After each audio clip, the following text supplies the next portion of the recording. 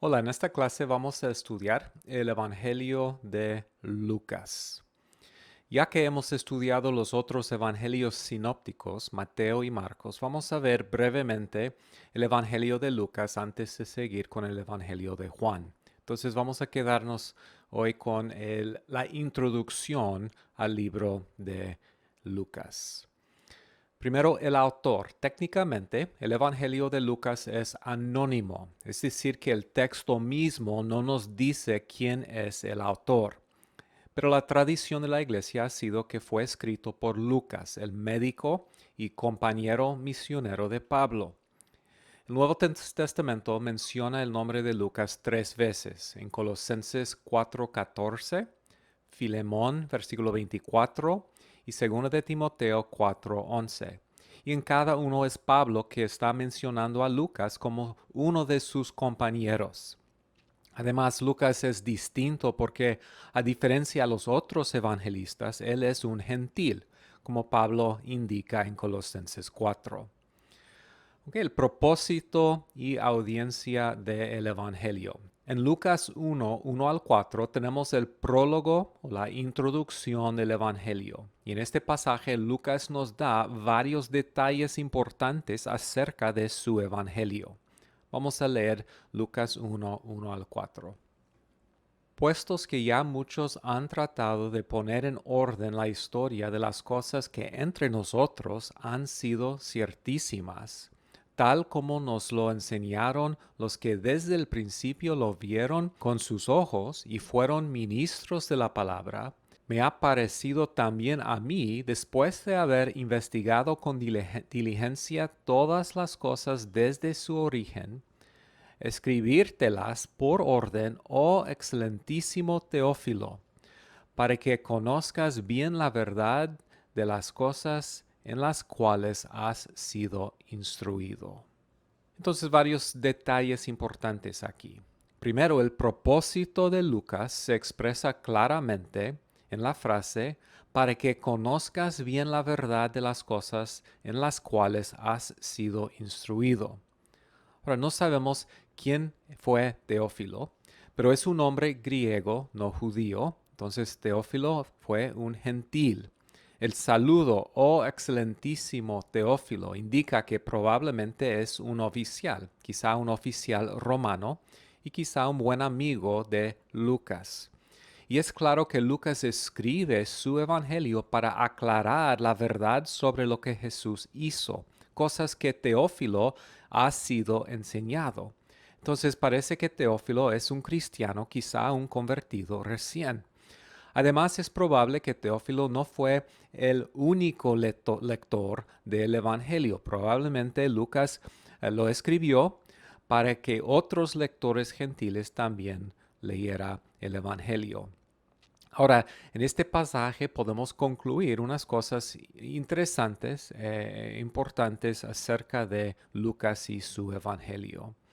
Él quiere que sus lectores sean completamente convencidos de las verdades del Evangelio. El cristianismo es una religión, una fe histórica, y eso quiere decir que los datos o los hechos históricos son importantes. Y Lucas quiere que sus lectores sean convencidos de estas cosas. Lucas también indica que él no fue un testigo ocular, entonces no fue un discípulo de Jesucristo. Él ha investigado completamente, dice con mucha diligencia, estas cosas para poder escribir su evangelio. El autor Gordon Fee, en su libro La lectura eficaz de la Biblia, resume bien lo que Lucas está haciendo en su introducción. El prefacio del Evangelio según Lucas sigue un consenso literario bien conocido por el cual un autor presenta la razón de su narración, usualmente a la luz de lo que otros han hecho y casi siempre dirigiéndose a un patrocinador como alguien que debe ser honrado. Lucas mismo se enteró acerca de los eventos relacionados con Jesús por algunos que fueron testigos presenciales, quizá incluyendo María. Podemos considerar eso de los detalles que tenemos en capítulo 2, versículo 51. Él también sabía de tales narraciones más antiguas. Marcos era uno de ellos, al que usó al escribir su propio relato. Muy bien, vamos a enfocarnos en algunos temas principales del Evangelio de Lucas. Primero, un tema súper importante para el Evangelio de Lucas es la soberanía del plan de Dios. Según Lucas, Dios controla la historia y Él interviene directamente para dirigir y controlar los eventos de la historia. Por ejemplo, el censo del Augusto César fue parte del plan soberano de Dios y Dios usó ese evento histórico para llevar a José y María a Belén. Lucas usa la expresión es necesario, es la palabra griega de, que significa es necesario, para enfatizar el cumplimiento de lo que Dios en su soberanía ha declarado. Algo es necesario porque Dios lo ha declarado así. Por ejemplo, capítulo 4, versículo 43. Pero él les dijo, es necesario que también a otras ciudades anuncie el evangelio del reino de Dios, porque para esto he sido enviado. Tiene que hacerlo Jesús, porque es parte del plan soberano de Dios. Capítulo 9, versículo 22. Es necesario que el Hijo del Hombre padezca muchas cosas y sea desechado por los ancianos y por los principales sacerdotes y por los escribas, y que sea muerto y resucite al tercer día. ¿Por qué es necesario? Otra vez, porque Dios lo ha declarado, es parte del plan soberano de Dios. Parte de esa soberanía se puede ver en la forma en la cual las escrituras están siendo cumplidas. Según Lucas, el Antiguo Testamento indica que la vida de Jesús es el clímax de la historia de la redención. Sus muchas citas del Antiguo Testamento, las historias del nacimiento de Jesús, indican que con el nacimiento de Jesús Dios está cumpliendo su gran plan de traer salvación a las naciones. Lucas usa el Antiguo Testamento para interpretar los eventos de la vida de Jesús. En otras palabras, si uno quiere entender el significado de lo que está pasando con el nacimiento y el ministerio de Jesús, tiene que considerar lo que Dios ha estado haciendo por miles de años para entender, para establecer su reino y traer la salvación a las naciones. Todo lo que está pasando en la vida de Jesús está conectado con esas promesas y esas intenciones y planes antiguos de Dios. Esto se ve claramente en las narrativas del nacimiento de Jesús en Lucas 1 y 2. Lucas indica que de nuevo, como en muchas veces en el Antiguo Testamento, Dios ha visitado a su pueblo. Lucas 1:68, bendito el Señor Dios de Israel, que ha visitado y redimido a su pueblo. Ese lenguaje viene también en el Antiguo Testamento. Por ejemplo, en la historia del Éxodo, en la historia de Ruth, la gente se da cuenta, Dios está visitando a su pueblo. Dios ha llegado para cumplir algo con su pueblo. Como en los grandes momentos de la historia de Israel, como en los días de los jueces, en el Éxodo, Dios se ha acordado de su pueblo. Cosas comienzan a suceder que indican que Yahvé Dios está visitando a su pueblo y quizá una vez más va a actuar de una manera poderosa para cumplir sus promesas antiguas. Entonces, en la historia del nacimiento de Jesús, muchas cosas interesantes están ocurriendo. Lucas narra varios acontecimientos importantes. Por ejemplo, la apariencia de ángeles mensajeros que hablan de parte de Dios, de cosas grandes y poderosos de Dios. De repente, Dios está actuando. Han llegado mensajeros angélicos. En esas historias escuchamos voces proféticas reflexionando sobre promesas que vienen, tienen ecos de esperanzas pasadas. Hay visiones, cosas extrañas que han sucedido, como un sacerdote que tiene una visión mientras sirve en el templo. Muchos milagros que tienen ecos de acontecimientos pasados. Por ejemplo, de una mujer estéril y grande que ha concebido y que está dando luz a un hijo que se llama un profeta. Y aún más impresionante, oímos de una virgen que concibe y que da luz a un hijo que se llama el Hijo de Dios y el Hijo de David. Entonces, en esas historias tenemos una atmósfera de gozo, de regocijo, de mucha emoción. De repente, la pequeña e insignificante aldea de Belén aparece como el centro de atención de la historia, como en el libro de Ruth o en los libros de Samuel.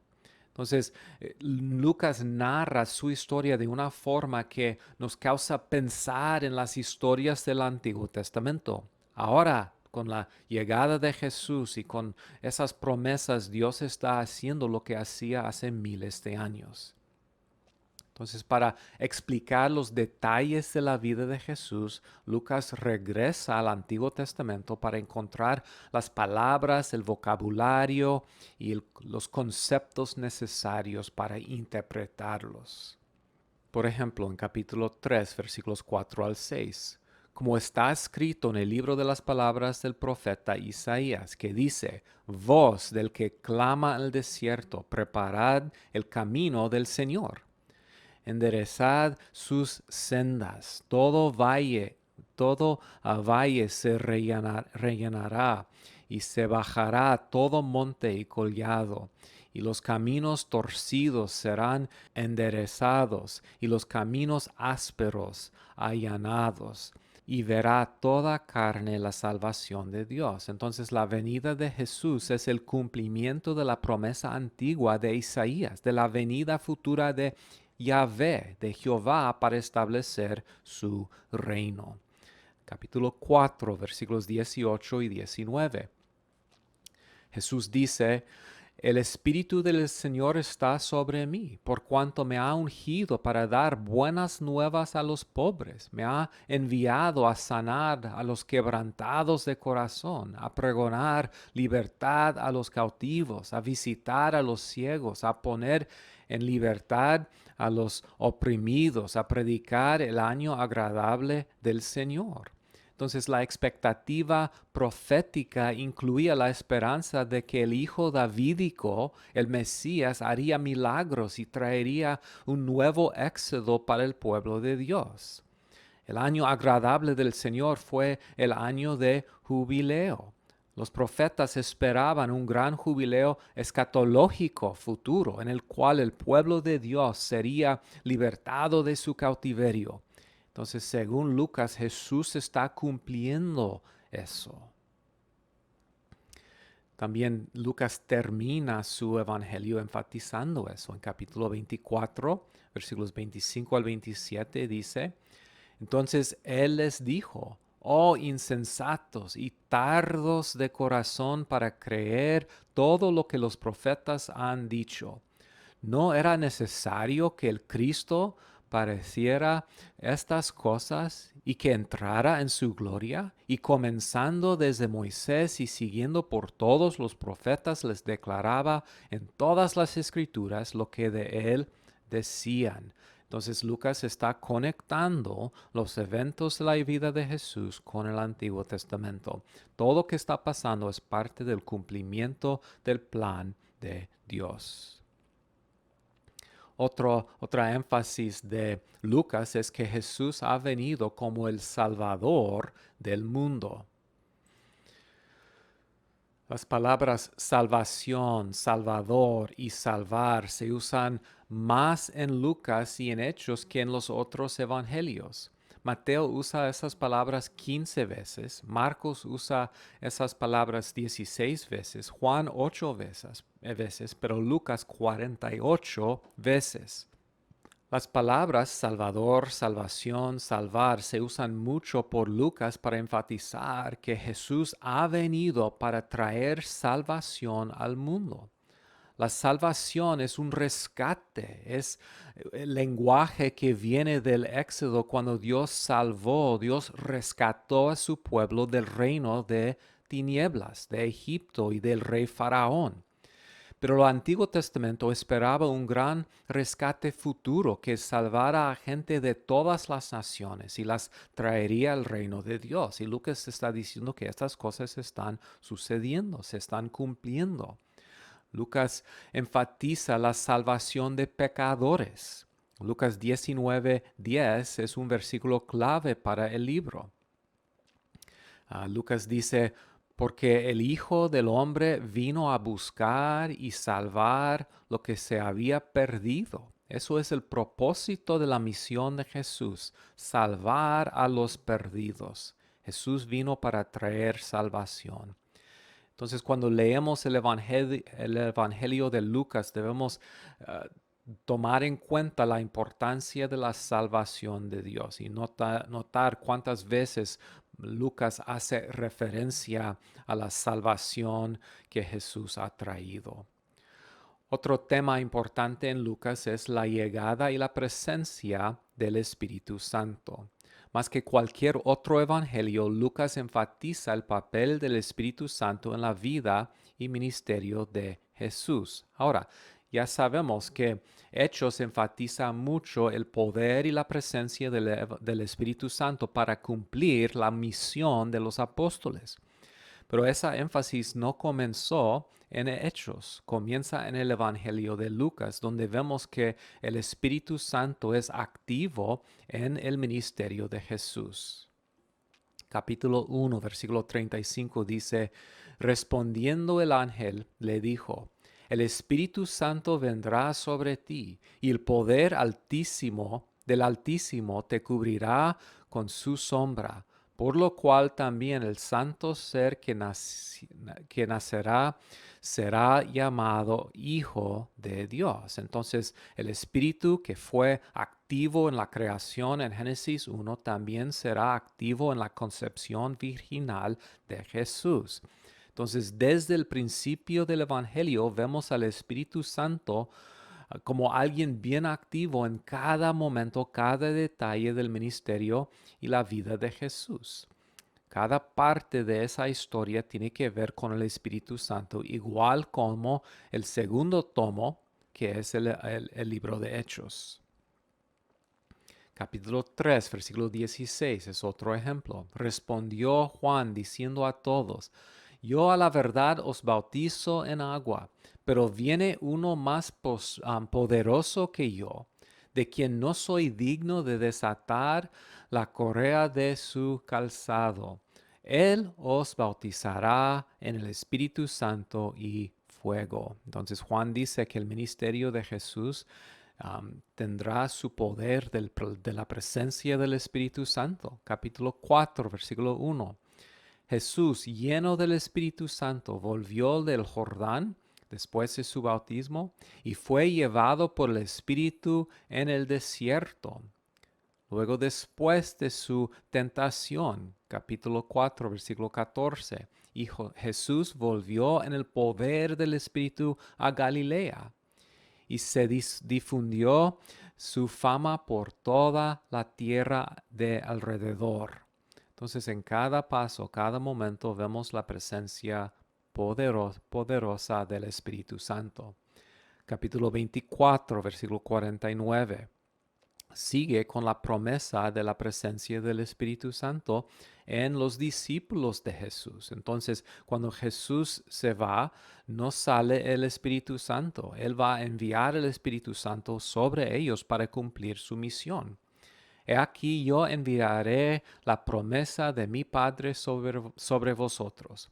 Pero quedaos vosotros en la ciudad de Jerusalén hasta que seáis investidos de poder desde lo alto. Otro tema de Lucas es el peligro de las riquezas. Vamos a ver en un momento que Lucas enfatiza mucho a los pobres. Bueno, con ese tema también tenemos una enseñanza importante sobre el peligro de las riquezas y pueden leer de eso en capítulo 6, versículos 20 al 26. Jesús vino a salvar a todos y él ve a las riquezas como un impedimento, algo que puede causar que las personas se desvíen del camino de Dios. Entonces, en muchos pasajes, capítulo 8, versículo 14, 12, 13 al 21, 16, 10 al 13, 19 al 31 y capítulo 18, versículo 22. Mucha enseñanza sobre este tema. Otro tema importante es lo que podemos llamar la gran inversión. Lucas enfatiza cómo Jesús vino para cambiar las cosas ya establecidas por la cultura judía. Lucas 13:30 dice, y he aquí hay postreros que serán primeros y primeros que serán postreros. Entonces Lucas enfatiza cómo Jesús vino para salvar a la gente más despreciada, más marginada, más odiada de su cultura. Y enfatiza varios grupos. Por ejemplo, enfatiza la inclusión y salvación de los gentiles. Capítulo 2, versículo 32, identifica a Jesús como luz de revelación a los gentiles y la gloria de tu pueblo Israel.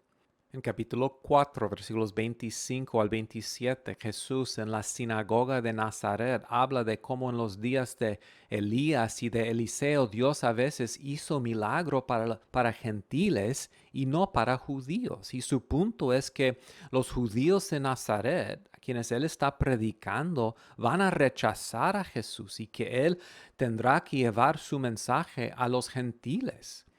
En capítulo 7, versículo 9, Jesús sana al siervo de un centurión gentil.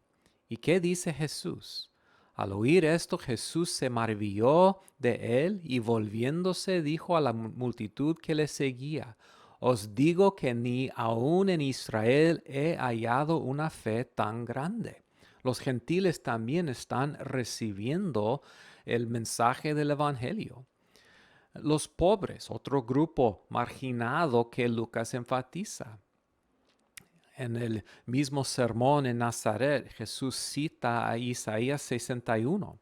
Capítulo 4, versículo 18 dice, el Espíritu del Señor está sobre mí por cuanto me ha ungido para anunciar buenas nuevas ¿a quién? A los pobres.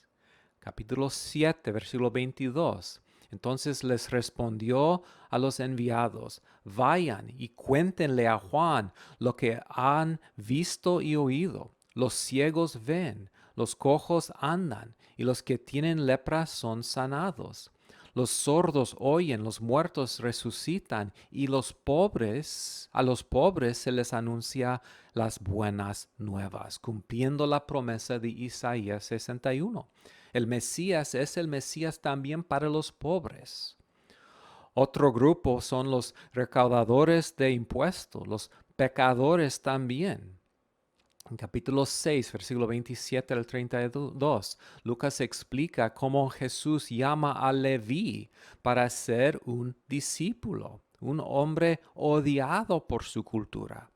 Capítulo 7, versículo 34 dice, ha venido el Hijo del Hombre, y que come y bebe, y decís, mirad, un hombre glotón y bebedor de vino, amigo de recaudadores de impuestos y de pecadores.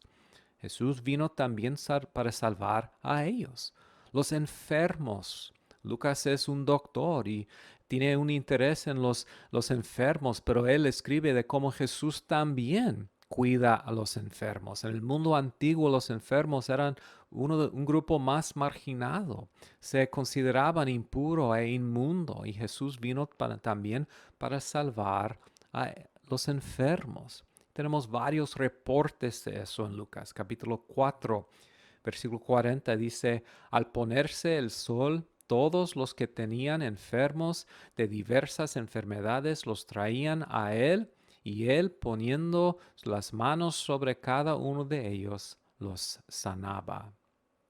También las mujeres, otro grupo marginado en esa cultura. Lucas enfatiza en capítulo 8, versículos 1 al 3, que algunos de sus discípulos eran mujeres. Jesús da atención especial a lo largo del libro a las mujeres. Él es salvador también para las mujeres y también los niños. Lucas enfatiza cómo Jesús amaba a los niños. Él vino también para salvar a ellos. Otro tema importante de Lucas es la importancia de la oración. Lucas, más que los otros evangelios, enfatiza la importancia de la oración en la vida de Jesús. Es una parte importante en momentos claves, los momentos más importantes en el libro. Encontramos a Jesús separándose de las multitudes y tomando tiempo para estar con su Padre en oración. Entonces, cuando leemos Lucas, tenemos que prestar atención a ese tema. Y finalmente, Lucas enfatiza la importancia de la llegada y la presencia actual del reino de Dios. Por ejemplo, capítulo 11, versículo 20 dice, «Mas si por el dedo de Dios echo yo fuera los demonios, ciertamente el reino de Dios ha llegado a vosotros».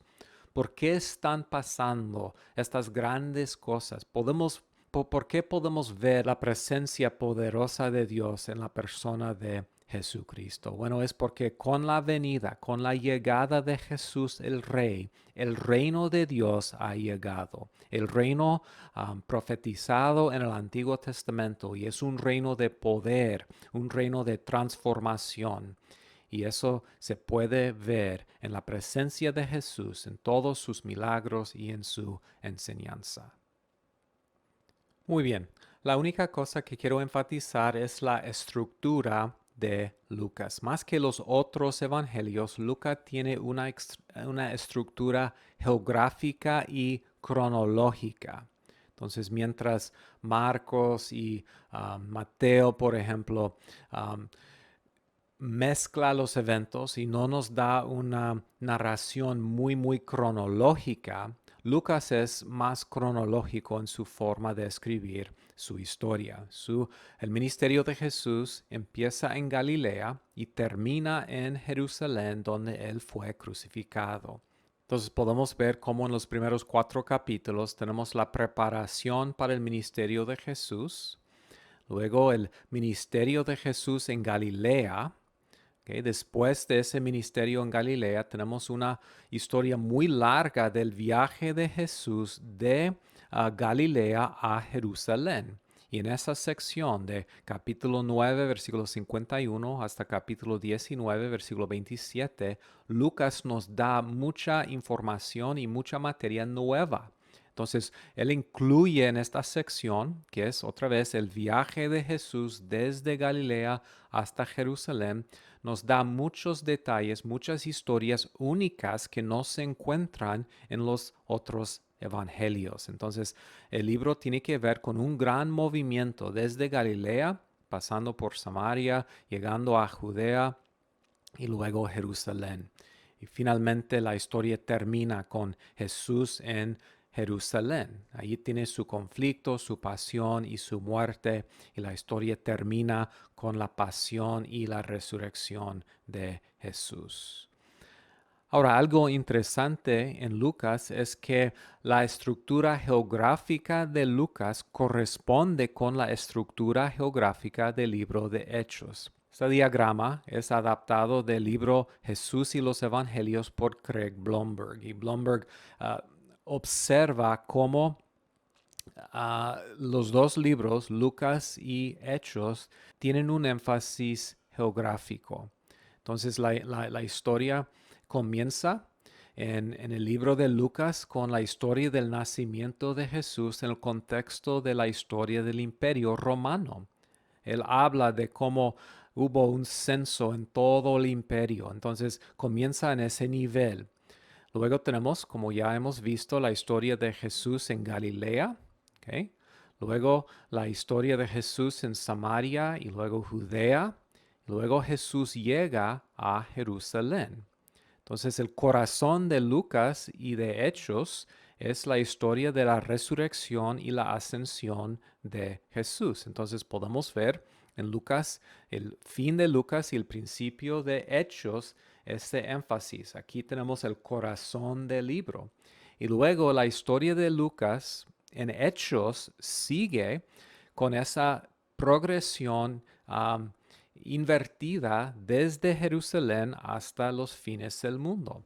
Primero la iglesia en Jerusalén, luego el crecimiento de la iglesia hasta Judea y Samaria, luego la iglesia en todo el mundo gentil y finalmente la predicación del Evangelio llega a Roma.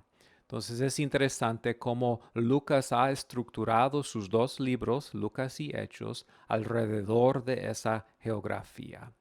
Indica que el plan de Dios es un plan no solamente es para salvar a los judíos, sino para traer salvación a todas las naciones. Y eso es el mensaje de Lucas y también de Hechos.